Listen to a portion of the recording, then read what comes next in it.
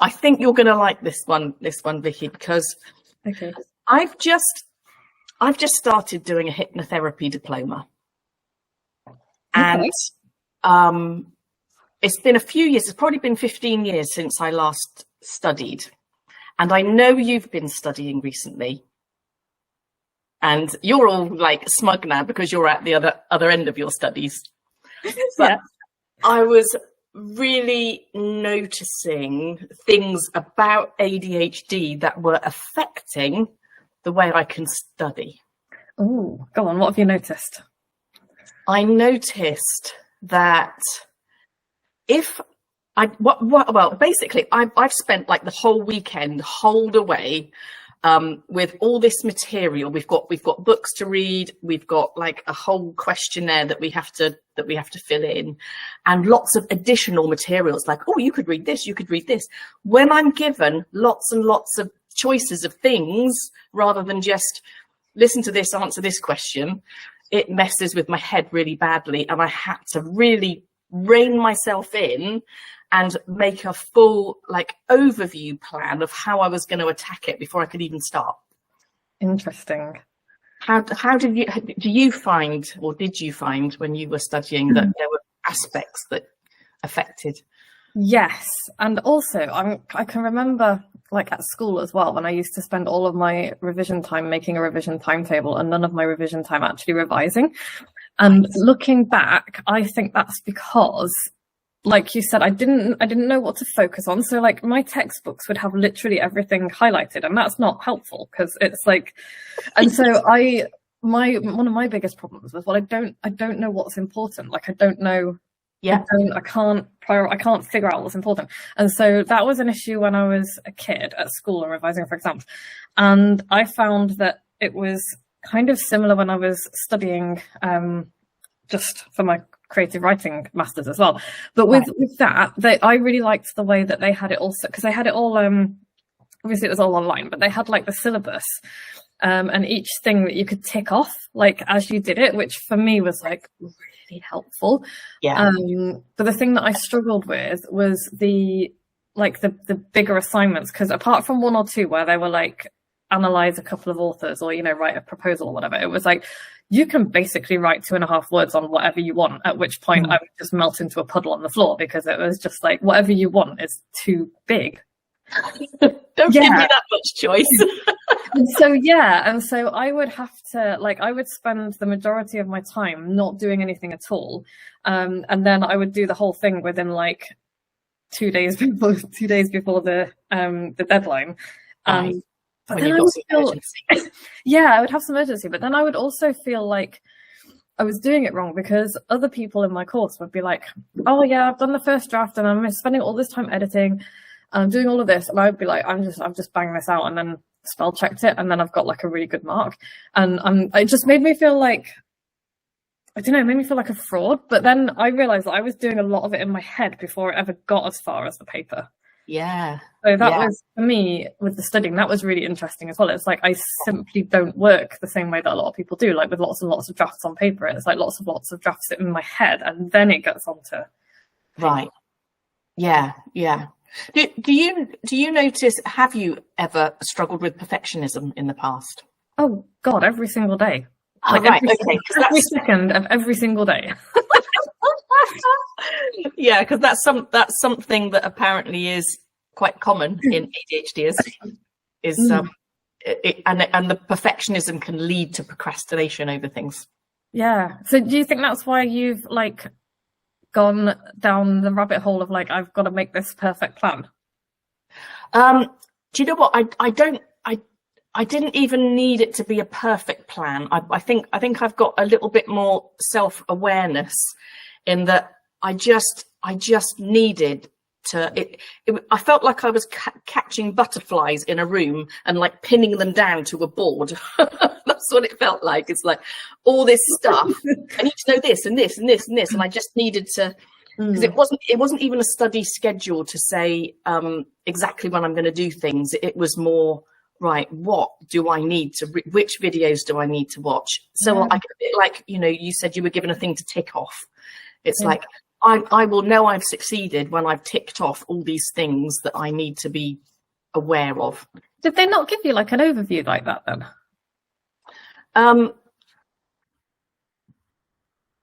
We've got a set of questions to work through that you have to sort of answer in essay form. But it's things like the additional stuff, right, that is useful. And of course, being a perfectionist, I don't just want to do the bare minimum. I want to learn all the things. I want to make sure that I get it all out there and learn it all. So yeah, it might even be unrealistic what I've set myself. But again, you know, self-awareness helps, doesn't it? When you're aware of the pitfalls you can fall into, it's like, okay, I've got this plan. I've got my butterflies pinned to the board. That's a horrible actual. It is. Isn't it? It's not very vegan, is it? No, I've got my. How else could you say it? Could you say like piles of leaves? It's autumn at the moment. Oh, right, leaves. Yes, I've got some beautiful leaves that have been swirling in my garden, and I've pinned them to a beautiful board.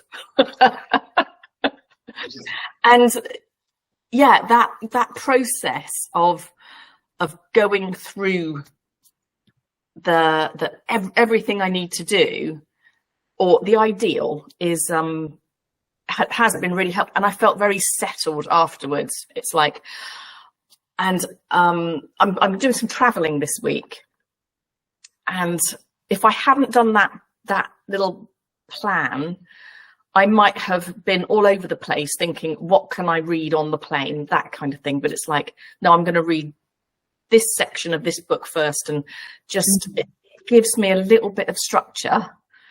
It might all go to rat shit.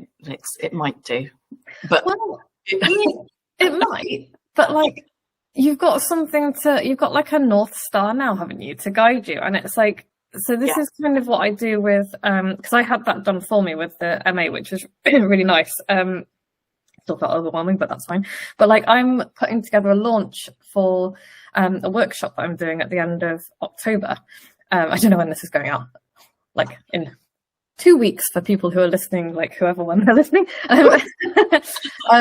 And so I'm like, right, I need to launch it, and I need to know exactly what I'm doing. But like, what I will often do is I'll make my plan, and so I'll know like where I'm going to post, what I'm going to post, how often I'm going to do each day. And then, but I won't know what I'm going to write necessarily, because I don't like that constraint, but I do need to know exactly what I'm going to do every day. But then I can like abandon the plan that I've got and do something completely different. I just need to have the plan, if that makes sense. It doesn't need to be like set in stone. And because like, I am very much, if somebody says you must do it like this, I'm like, well, fuck you, I don't want to. Yes. But I do find it useful, because then I can like go, well, now I know how I am going to do it. Right. If that makes sense. Yeah, you get there eventually. Yeah. And you know, I've heard this sort of said, and it's something that I feel myself, is that I even get rebellious against my own plans. Right, exactly, yeah. Don't tell me what to do, woman. Yesterday's Vicky. Yeah, it's like, what were you thinking? That's a ridiculous idea. And then like, I'll do this instead, yeah. It's bonkers, really, isn't it? It is completely bonkers, but it's I don't know what it is about the way our brains work that make that happen. No. But yeah, it's, and tell us a bit more about your most recent book you wrote about Don't Eat the Frog. Oh yeah, so one of my least favourite pieces of advice. By the way, I love the fact that when you search for my book on Amazon, it appears directly above that really famous one from that dude. It just makes me laugh. And so like for everybody who's listening, my goal now is to get more reviews than that dude. So get on it. Buy my book, get on it. But yeah, so that is like one of my least favourite pieces of advice, because I know it works really well for some people. I know it does. But it's like put out there as this is the thing that you must do if you want to be successful, with no room for there to be any other way of kind of working. And so for years and years, I would be like, why can I not do this? Why have I spent the whole day like basically crying in a corner, punching a wall, whatever it is that I've been doing, because I can't like eat the frog first. I can't do the most difficult thing first. And it took me a decade like to realize that my brain simply does not work like that. And a lot of people's brains simply do not work like that. And so it's not the message itself, it's not the advice itself that I hate. It's the way that it's put out there as like the font of all knowledge, and the, you know, the the smug, mediocre dude on the top of the hill going, this is the way you should do things because it works for me, without any room for thinking about how people's brains might work. And so like it just gave me the rage. And so I was just like, you know what, if Eat the Frog works for you, go off, do you, have fun, but like don't make out like that's the only way of doing things. And so that was why I was like, well, okay, well, how does my brain work then? What works for me? Yeah. And what works for me is not that, because like I said, if I try and do the most difficult thing first, or the thing that I'm resisting most first, I will just not do anything all day, and that'll be like shame and guilt and the day written off. But if I am like, okay, well, I want to do this thing, I do want to do this thing, but for whatever reason I'm not doing it, I'm resisting it, I'm gonna do a crossword for 10 minutes. Or I don't know, dance around my office for 10 minutes, or, you know, something that is, just to get myself started and moving. And then once I'm like, oh, I really enjoyed that, I will ride that like motivation into doing the thing that I actually need or want to get done. And so for me, it's like, it's a momentum. It's like physics tells us that the like inertia is the most power. It's one of the most powerful forces in the universe. And so to go from a standing start to doing something that you don't want to do, for people with brains like mine and maybe like yours, it's just impossible. Like, it's not going to happen. Like, you might as well ask me to like pick up my house and hold it above my head. It's just not possible. But if you can like get me moving a little bit first, it's like pushing a thing down a hill, right? It just a little bit of momentum, and then off it goes. Yeah. So that is the main thrust of your book, is it? That you don't have to take this advice, and it's something that everybody should be aware of when reading any kind of self-help book. Yeah. It's that be a critical thinker about it. You don't have to just accept somebody's worldview as your own. You might well be wired up differently. And I would say that if somebody comes in saying this is the way you need to do it, that's a massive red flag for me, because it's like you don't know that that's the only way to do it. And so instant mistrust for that person then, because it's like, because in all the stuff that I write about, you know, how to help people write and stuff, I'm always like, this is what works for me. This has worked for my client. It hasn't worked for me, but it's worked for a client. Here are some other things you might want to try. And it's like, you know, go try them, see what works for you. Let go of the stuff that doesn't, gather the stuff that does. And if Eat the Frog works for you, awesome, do that. If it doesn't work for you, then remember that not everybody knows everything. So. Yeah. And it might be that Eat the Frog works on Saturday, but it won't work Monday. Yeah, exactly. Exactly. It's like, we're different on different days as well. And it's just, yeah, depending on if there's a full moon, or if your hormones are in line, or whatever. Or if you need a poo, I don't know, whatever. It's like... Yeah, and it could be very, very context dependent, couldn't it? It could be dependent on your environment. It's like you might be able to do some things when you're away from home that you just find impossible at home. Yeah, like if I'm in a coffee shop or something, I will, and I know this isn't true because nobody pays attention to anything except themselves, but like I would imagine that everybody is really majorly judging me if I'm not doing the thing that I'm there to do, and they're like, oh, look at that waste of space fucking about on Instagram or whatever. And it's just, you know what I mean? And so like they don't care what I'm doing, but like in my head I'm the center of everybody's universe, and so like I'm like, oh, I need to be a person who is working in a coffee shop, and sometimes that will be enough to kind of get me moving. And so in that situation, maybe I can eat the frog on some days. You know, that's the thing that I can maybe do, because I'm feeling the weight of everybody's judgment, even though it's non-existent.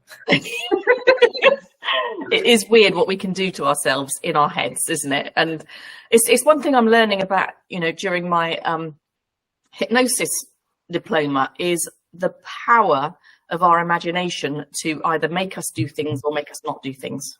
Yeah, it is absolutely huge. It's pretty much it. Yeah. What have you learned so far? How do you think the hypnosis is going to help with the ADHD?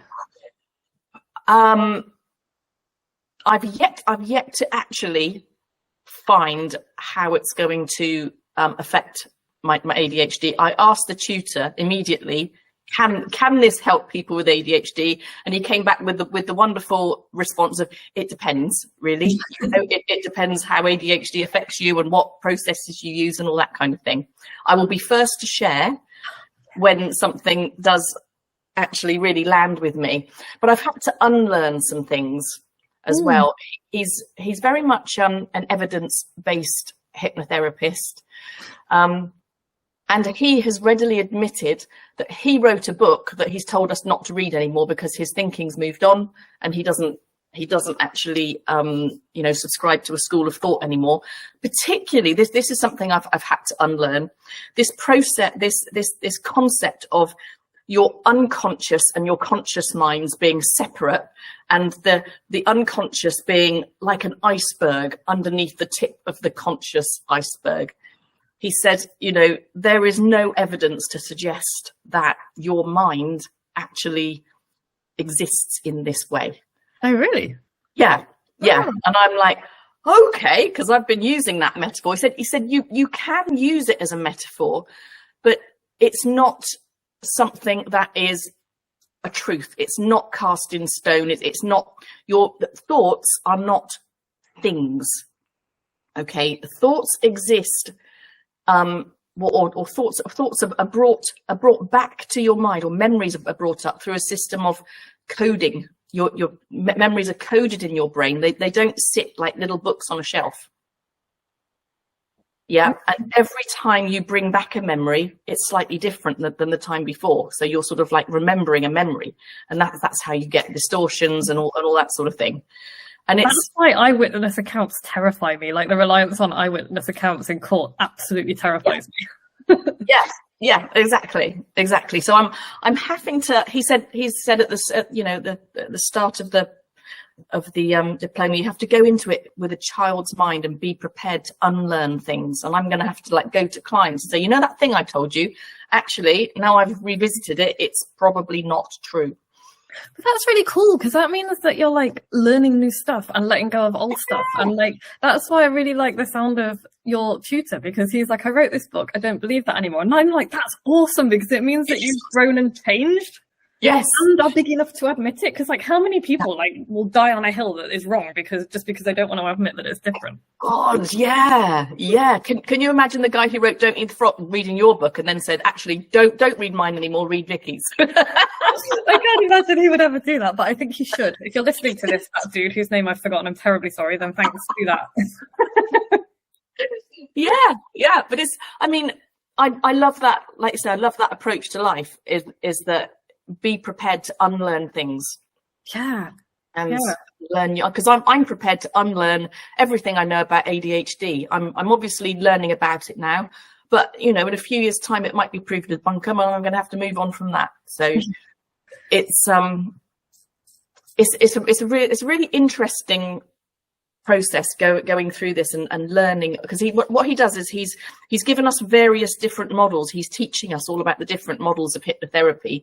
He's telling us which he sort of subscribes to, but he's also telling us about the ones that he doesn't and the reasons why, which is great. It's like it's great. And if we all approach ourselves, and because we're self-awareness is like a study of ourselves, isn't it? And if you've tuned into this video because you believe you could be affected by ADHD, or somebody is, it's like there is a lot of stuff all over the internet about psychology and behavior and neurodiversity. Not all of it will be correct. No. And not all of it will be this is really important to say as well, probably should have said this during the first one, is yours and my experiences are just two different aspects of ADHD. It'll present really differently, and there is no, it's when you say cancer, it's that's thousands of different diseases. It's not there is no one thing that, people talk about a cure for cancer. That's not going to happen, because it's thousands of different diseases. I'm not saying ADHD is a disease, it's not, but it's my experience is different from your experience, is different from someone else's experience. And so you can listen to our experiences and you'll probably find some similarities. But then I was talking to Joe about this last night. It's one of the things that quite a few ADHDers struggle with is making their beds to the extent that they will sleep on a bare mattress. And I'm that's never something that I have struggled with, because the horror of sleeping on a bare mattress, the physical disgust I feel at that, outweighs my my resistance to making the bed. And so like that's what's always going to get it done for me. And it's like it's that sensory, because I've got a lot of sensory issues as well. It's like that kind of physical disgust sensation is what gets that done for me. That doesn't mean I don't have ADHD. It just means that that's not a thing that I struggle with. And so it's like it's really funny.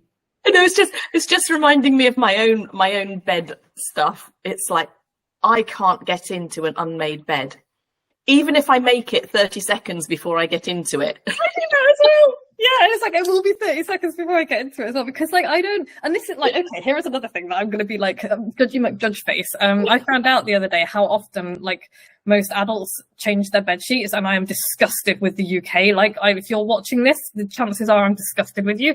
So like people will like change their bed sheets once a month, and I'm like, so yeah.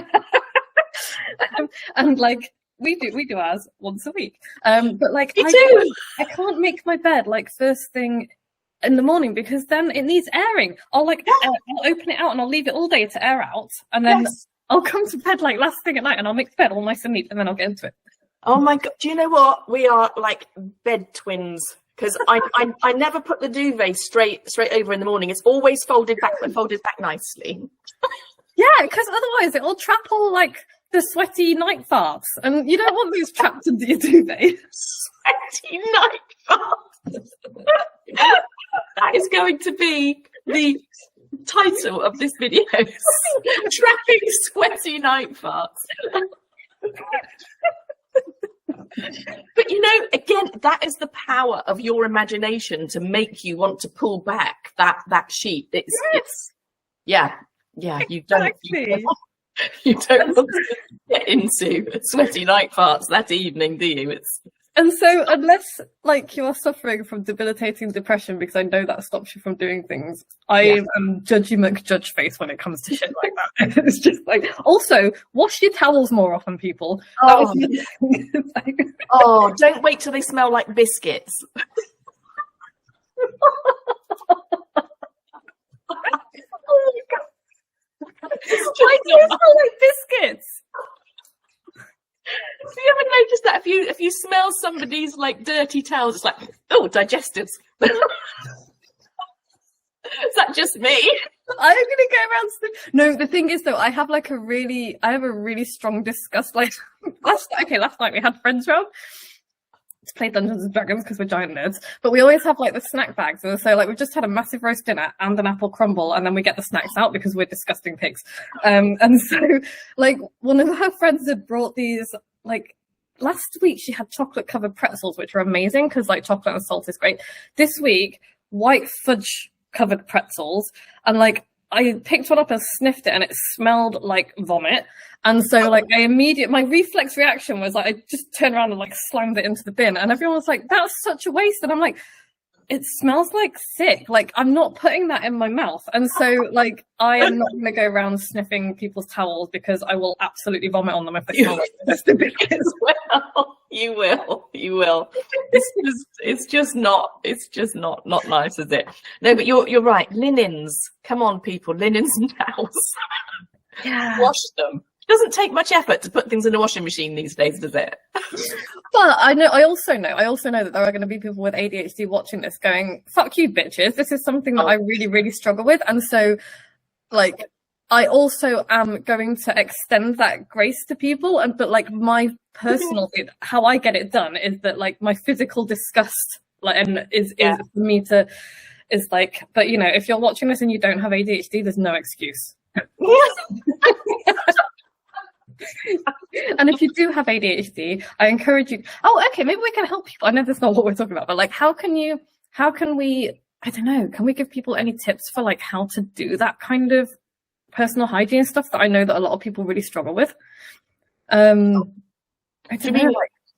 Do you mean if you're not in the habit of washing your sheets regularly, if like people really struggle with it? So like I know that a lot of people with ADHD don't struggle with taking the sheets off and washing them, but they'll like put them in, they'll forget that their stuff is in the washing machine, and so it'll just sit there and then it'll go ganky, because you know what it's like when you leave stuff in too long.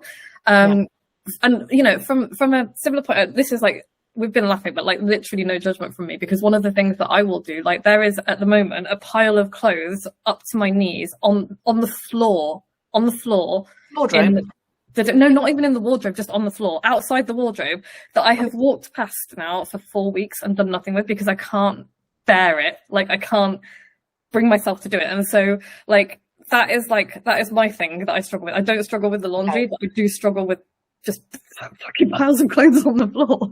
Joe's like, you can put those away. And so I don't know if like maybe, I don't know, maybe people could like habit stack it. Maybe you can turn it into a game. Maybe it can be like, oh, if I am waiting for the kettle to boil to make myself a cup of coffee, that's when I take the laundry out of the laundry thing and stick it outside on the line or whatever. Yeah. I think it would probably be a case of, like you say, habit stacking, but then I'm going to bring a bit of like hypnosis into it now, a bit of self-hypnosis, that you close your eyes and you imagine yourself taking the laundry out while the kettle is boiling, so it becomes kind of encoded in you. It's something that you're thinking. You're not just relying on yourself to remember after just one thought. You actually really sit and imagine yourself doing it. Yeah. So, I love that. Shall we next episode? Shall we talk a little bit about that, as we've kind of primed it up? And like, yeah, we can talk about like how we get those little things done, and I can talk about all of the shameful little, because even like I know I've been judging McJudgeface about the bed linen, but like, you know, I'm disgusting in other ways, as I have just mentioned, is like the pile of clothes on the floor. So like, please don't have listened to this and be like, oh my god, what a bitch, she knows that ADHD people struggle with stuff like that. I'm messing with you, because I have my things as well. There is no judgment. If you have no neurodivergence or depression, change fucking bedsheets. you know what? Some people might judge us for wasting water. Yeah. You know, there's lots of ways to look at things, isn't there? You know, it may not be ecologically kind to wash so much, but I mean, I try and reclaim my rainwater, so you know. All right. I can see you're just like, you will not get me on this. Well, no, there are other things you will get me on. Yeah, but you know, the big message here is we haven't got all the answers. We have our own ways of doing things that may not be the way you do it, but you know, just be open to looking at yourself and becoming self-aware. Yeah, and I would love if people would like stick in the comments below this, what have you struggled with? How have you like found a way around it? Because one of the things that I don't want to do, because I do see this a lot, I'm probably going to get hate mail for this, but like, is people being like, I can't do that because I've got ADHD or whatever. And it's like, there's a lot of things that I can't do because I've got ADHD, but that's not where it finishes. That's not where the sentence ends. The sentence is like, okay, how am I going to fix it? What am I going to do? And so I see a lot of like learned helplessness online. Right. And I ain't got time for that, like, nor is anybody else, frankly. So it would be really nice to see, you know, what have people struggled with and how have you overcome it? Because then, like, we can share all of these tools that may or may not work for each of us. Yeah. Perfect.